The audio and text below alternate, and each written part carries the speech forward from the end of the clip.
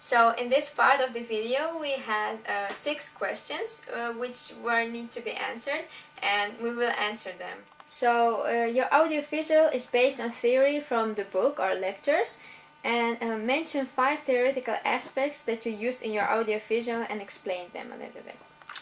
So in our audiovisual, the 5 theoretical methods that we use were: first, we started with the monochronic time orientation versus polychronic time orientation, where monochronic time orientation is more that the person is more adherent to time schedules and setting meetings and following time, rather than polychronic, where it is okay to just go and come as you please, and whenever the work is done, it's done. And we highlighted this by Rosario being late for her meeting and then still feeling that whenever the work was finished, it would have been finished, rather than Carla and Nate, who wanted to set a deadline. The other method we used was high context versus low context, where in high context we leave a lot of things to the nonverbal code, so more in what you don't say, and low context, which is more emphasizing the verbal code, so what is said is what is understood.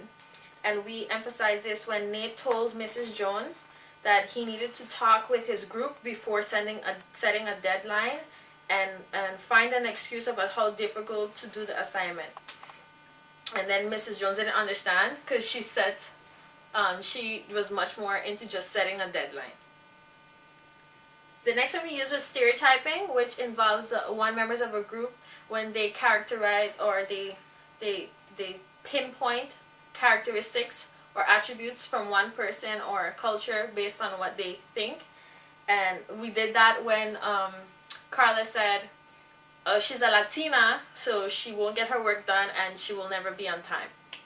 We also have uncertainty avoidance, where Nate does all the work himself because he feels he needs the work to be done and at a specific time because he has a high uncertainty avoidance.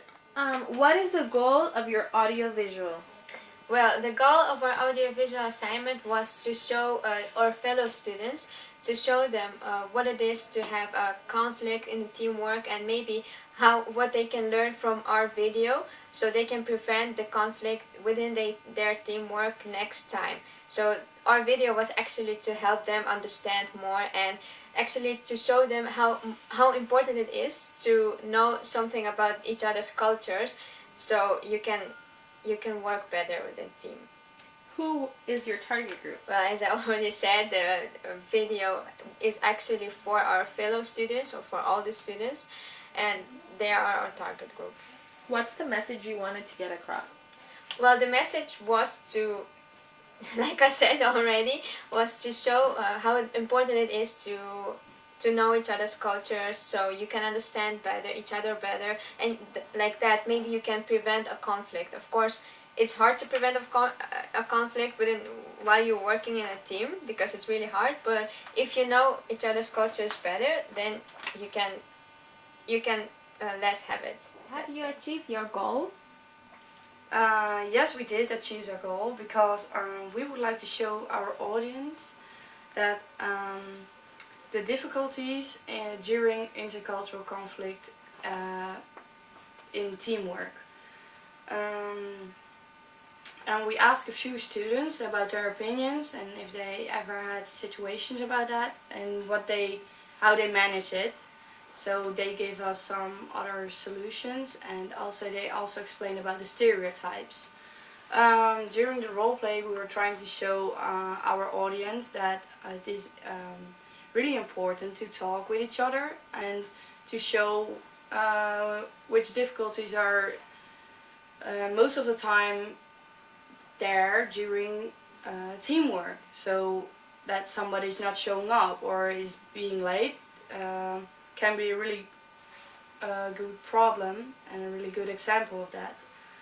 During our video we tried to show that, and yeah, we achieved our goal with that. So from your audiovisual you mentioned already some examples, but which example illustrated your message best and why this? Well, our role play shows a daily life example of students who have conflict during teamwork. That's why it is the best example.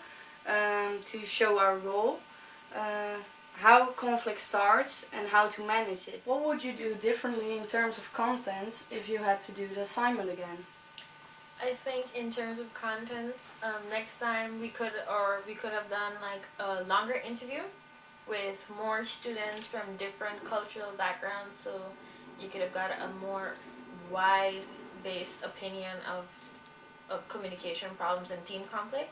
And in terms of our role play, we could have maybe given a lot more positive resolutions on how to solve our team conflict using intercultural communication terms, and allowed, those terms to influence the way we handled our role play. State your own critical question regarding the contents of the audiovisual and answer it. The question I made for myself is audiovisual well expressed what I want to express? My opinion is I could have made the content shorter and with better expression more smoothly, because in the day we are filming the film, I think in the end we are very tight in time, so we have to rewrite the script shorter in the last part, which may affect the expression of the content. If I can do it again, I will make the script more shorter and refine the content.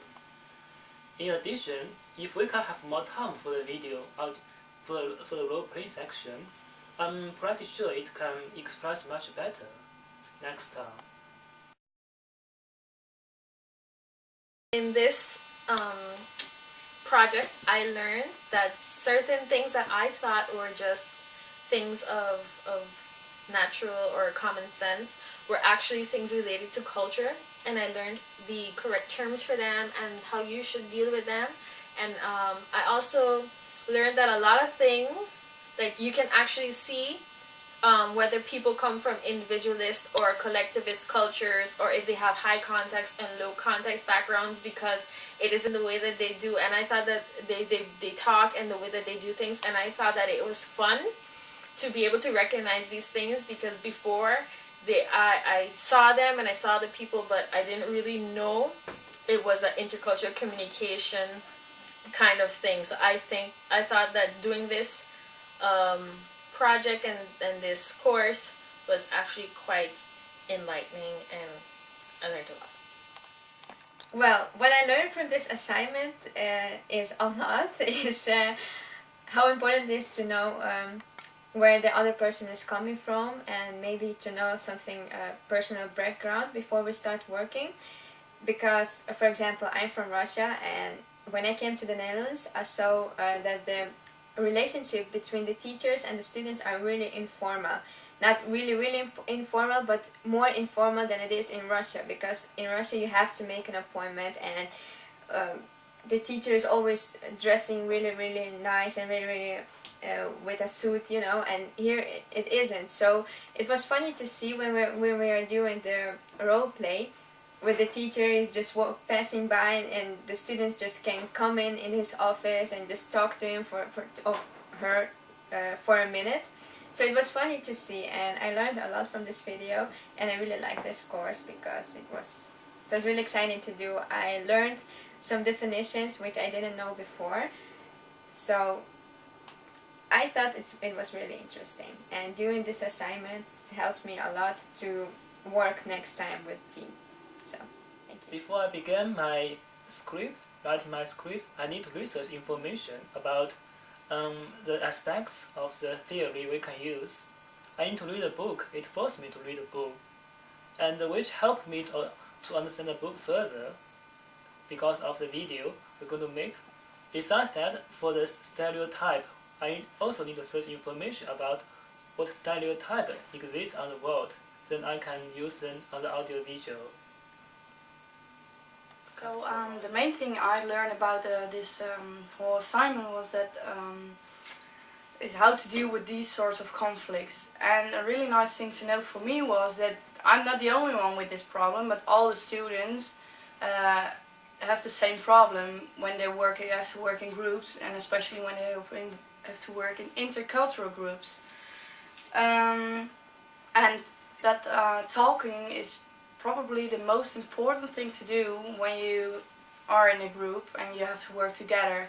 When you're not talking, like in the roleplay for example, things can end up really bad and people can really get upset about things the other don't really understand. So yeah, talking with each other is just the main, really most important thing you can do when you're working in groups, and just do it. That's what I want to say to all the other students who are watching this movie. Just talk to each other before it's too late.